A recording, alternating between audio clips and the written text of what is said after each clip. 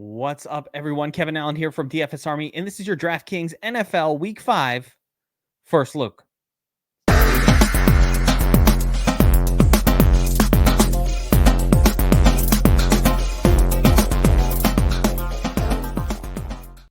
All right, every week we like to take a look at the upcoming week's action on DraftKings, and this is NFL Week 5. We're coming off a really, really great week over at DFS Army, especially the Monday Night Showdown.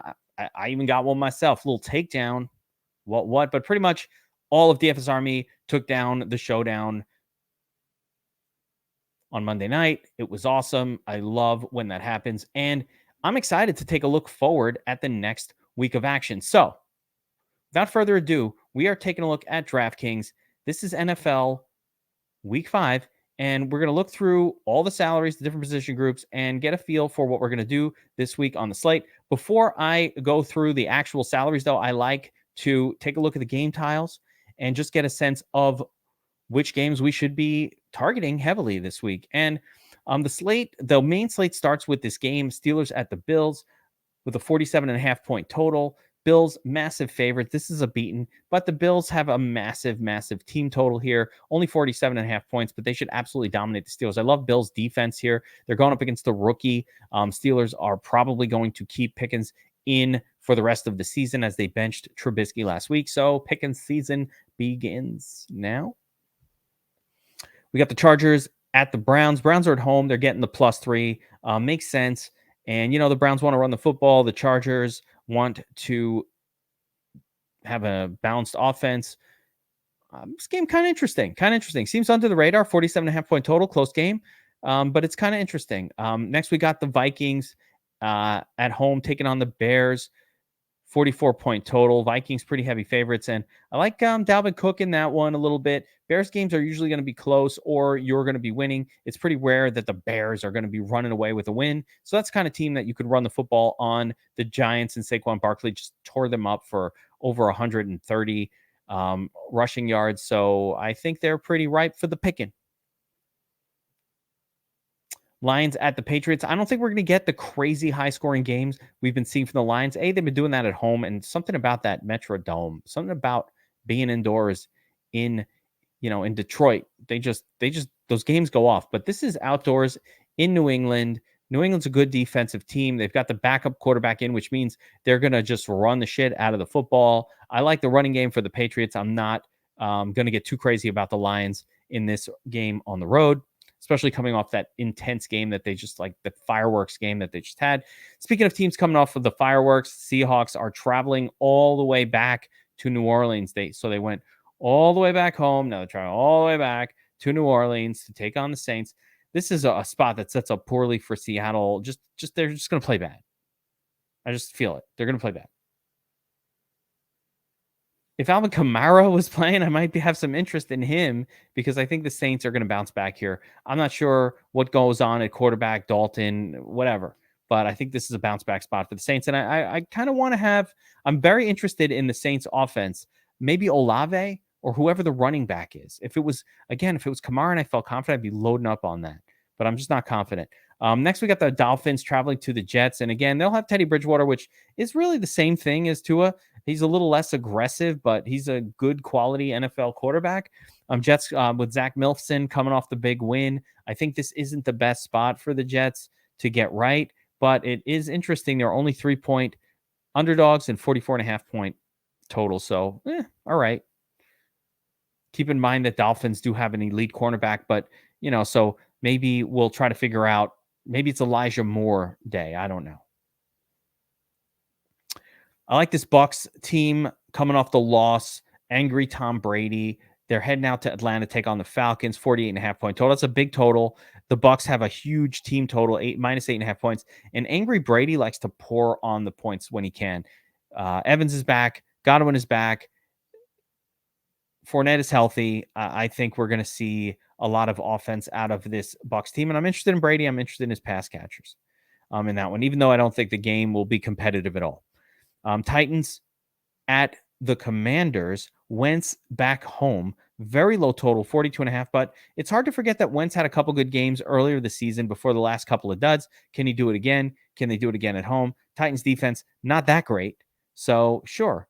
I don't love the team total though, or the game total at all. Next, we got the Texans heading out to Jacksonville to take on the Jaguars. Jaguars have been very good. They're good defense this year. They've just been playing well, and I think that they roll on the Texans. We just saw last week that the Texans cannot stop running backs at all. Eckler just went to town on them. It was like they weren't even there, and that's been that way for the Texans all season. James Robinson, but I don't know. I wish the Jaguars had a workhorse running back I can count on. James Robinson is pathetically overpriced, but might be interesting in tournaments. San Francisco heading east to take on the Panthers. 49ers defense is good. They should not be trifled with. 39.5 point totals are bad. They should not be trifled with. So this game feels like a stay away. Cowboys at the Rams. It's got a 45.5 point total. Rams, man, I don't know about this team. They got problems this year, but I do think that Cowboys defense is a little bit less good than what San Francisco is and what Buffalo is. So I'll give the Rams more of a chance, but I'm mostly just interested in Cooper Kupp here. There's no one else really on the Rams that interests me. Just the whole team. There's not production coming from them. There's mild. I guess you'd have some mild interest in the Cowboys as well, but not really. Not really. Eagles at the Cardinals. One of the last game that we're taking a look at, but one of the sexy games on the slate. I love everything to do with the Eagles offense in this game. Obviously, they're on the road, Arizona at home. That's helpful for Arizona, but Eagles defense is really, really, really good. So I don't expect too much out of the Cardinals offensively, but for the Eagles, I mean, just fire up the weapons again. It doesn't matter if it's AJ Brown or Devontae Smith or Dallas Goedert or Jalen Hurts. I want pieces of this offense. It's that simple. They're a good offense, good team, maybe the best team in the NFC. That's right. I said it. They might be the best team in the NFC. All right, over to DraftKings, where we will take a look at the position groups. And again, starting at the quarterback position, always start at the quarterback. Josh Allen, great spot, blowout game, massive team total. And obviously we know Buffalo rarely scores via the run, so a lot of their scoring will come via the pass, but not much hope here of a competitive game. Hurts is priced all the way up in the Josh Allen sphere, and that's unfortunate, because Josh Allen's just a little better than Hurts, but Hurts, and going to be a little more consistent. He scores a little more fantasy points per game than Hurts, but I love Hurts as well. Obviously, it's a road game in Arizona, but man, they try to keep him down this week. Bad weather, anything. He probably had his worst game and still got you a decent 17 points. Now they'll be in Arizona. It's the desert. There's no weather to worry about. Flip side of that game is Kyler Murray. It's like a less good play than Hurts and Allen, but a little cheaper. I'm not convinced that Murray's good. The matchup's not great. I don't like it. Murray not getting the rushing yards this season so far. They'll come, but he hasn't gotten them yet. Herbert is a fine play here. I think he'll go under the radar. He's not standing out for me. I'm not saving enough necessarily from the stud zone, but Herbert's a stud in his own regard. Stafford is off the list until further notice. It's dead to me. He just hasn't done it. He's got a whole, it's been 4 games. And by the way, it didn't get better. This doesn't show it, but it didn't get better on Monday night for him. It's been 4 games. Another guy who's not doing it this year is Captain Kirk. Under 20 points all 4 weeks. I don't expect that to change this week. No, not going to do it. Jared Goff will not be repeating his monster game. I'm not paying $6K for Jared Goff. I get it. He's had a couple big games. I don't care. Not doing it. No. Carson Wentz at home, low total game, but that has some interest. I think Carson Wentz mildly interesting here at 5,700. I'm not going to pull the trigger, but he's mildly interesting. Jacoby Brissett, no. Tyler Lawrence, maybe. Teddy Bridgewater, maybe. Geno Smith, no. Again, not chasing that. Let's not chase Goff and Smith. Let's figure out who the new this week quarterback. Let's not go see who did it last week. Doesn't make sense. Let's not chase it. Teddy Bridgewater, maybe. If I really want to find a reason to pay down, he's got great weapons. I don't mind it. It's weird. I don't mind it.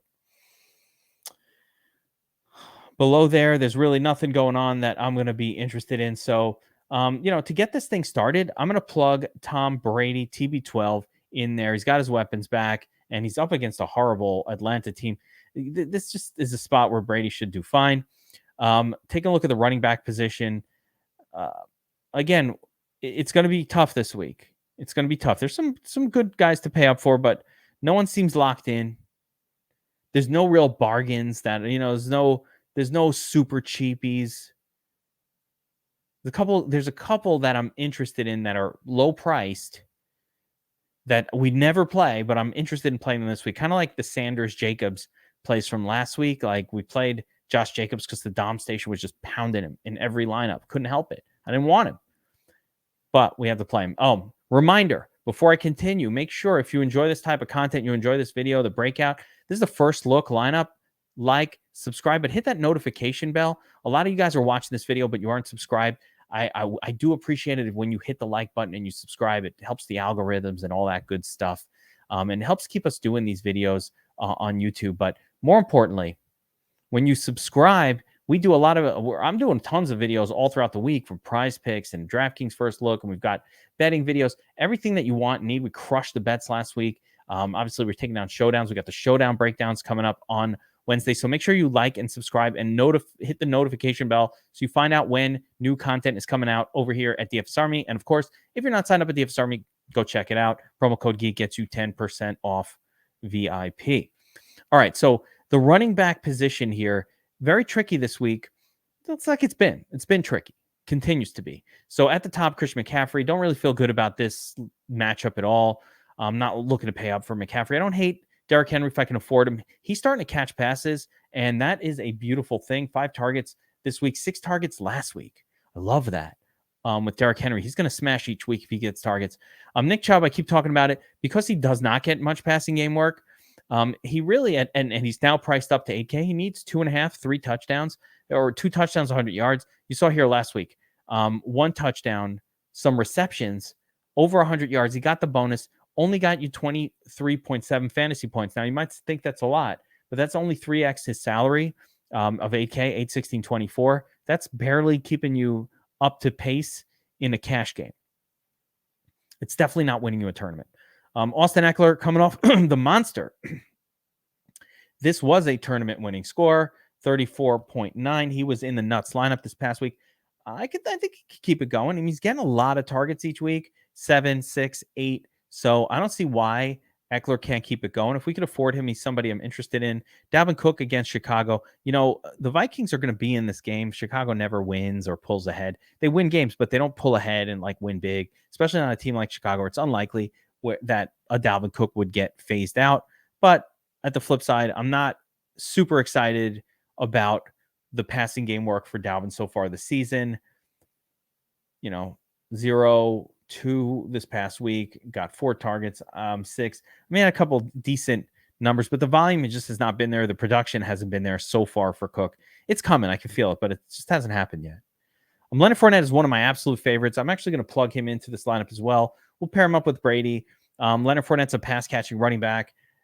Atlanta's just a really bad defense, really bad against the run, really bad against the pass, really bad against everything. So they're a team that I want to target lineups against. And Fournette gives us that, as does Brady. Gives us a little exposure to a little more exposure to that Tampa Bay offense. All right, continuing down the list, though, it gets sketchy from here. I'm not going to lie. So we don't really have any cheat code running backs, no Melvin Gordon or something like that, some backup running back. We do have Khalil Herbert, and I have some interest in him. No to Najee Harris. If Kamara was starting, I'd be really excited to play him this week. But it's Monday night, and it's just too soon to know if he's going to play. But if he is, I'm interested at 6,600. Very interested. James Robinson, man, he was losing touches last week in a rough game. But if you look at his production all season, I mean, it's been there. The volume has been there. So I'm going to plug in James Robinson. YOLO. This is that Houston team that just gave up 3 touchdowns to Austin Eckler. They are bleeding points to opposing running backs. So that's a situation I want to get a piece of. Now, I already plugged in my fantasy defense, and it's the Vikings. And I put it in there so I can explain something. Justin Fields is absolutely terrible. He stinks. I'm sorry. I'm sorry. If you're a fan, I'm sorry.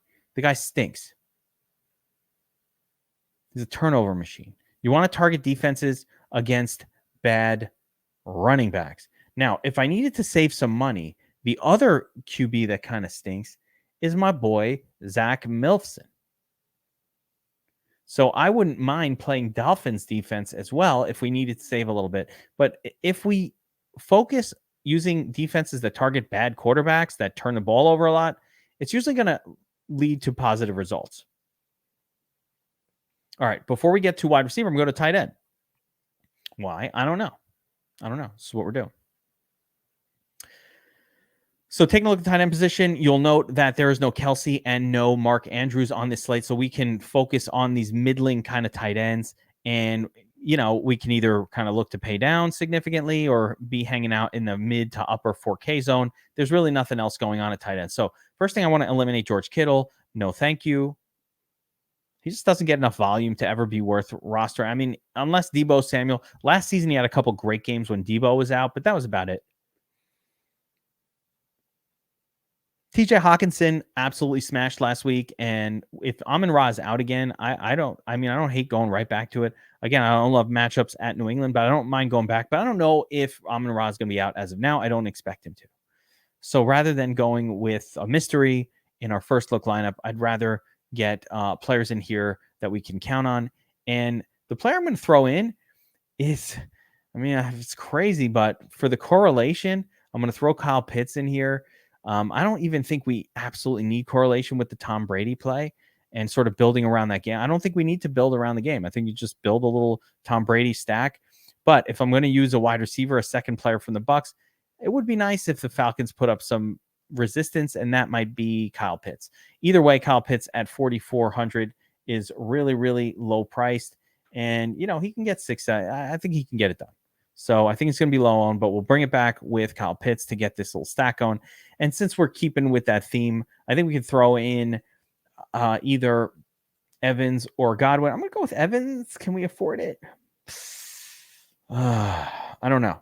Let's see how that works out. I'm not sure if we can actually afford Evans. The wide receivers get pretty gross in this 5K range. Where's Olave? There he is, 5,700. So next up, I'm going to put in Olave. I think Seattle's just horrible. So, and look what the Lions did to them last week. I don't care that it's Andy Dalton or Jameis. I'm not even sure who's going to start. I don't even care. We could plug in Chris Olave. I think he's a good play here.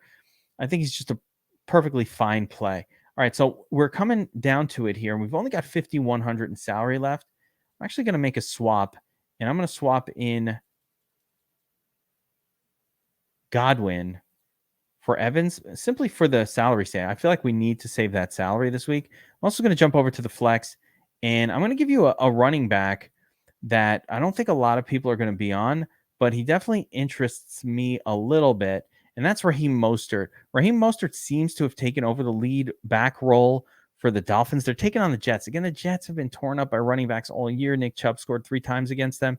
So I'm going to plug Raheem Mostert in there, which will get us just enough salary to get into that sexy, exciting 6K zone that we really want to be hanging out in this week. And I'm going to plug in Devontae Smith in the last spot, gets us a piece of that Eagles offense. There you have it. It's a first look lineup. It's a first look at the slate for NFL Week 5. Obviously, it is early in the week and lots of stuff is going on. We got a lot more content on the way. Make sure you've liked, subscribed, and hit the notification bell here as we've got endless content. Look out for the game plan on Wednesday. That's where we talk bets. We look over the slate with top ranked DFS player, John Statsational Alessia, top 10 ranked guy. And then, of course, Showdown Breakdown on Wednesday nights right here on the channel where we break down the Thursday Showdown. Nobody wins more showdowns than DFS Army. Nobody. That is fact. So if you want to win, make sure you check out that video and get signed up for DFS Army. Like I said, the time is now. NBA is about to launch. We're going to have nonstop DFS going pretty much from now all the way through March, April, NBA, MLB comes again. It's endless DFS going on. We've got NASCAR, everything you want. Go get signed up at DFS Army, and I will see you guys next time on another Draftkings First Look. Take care, everybody.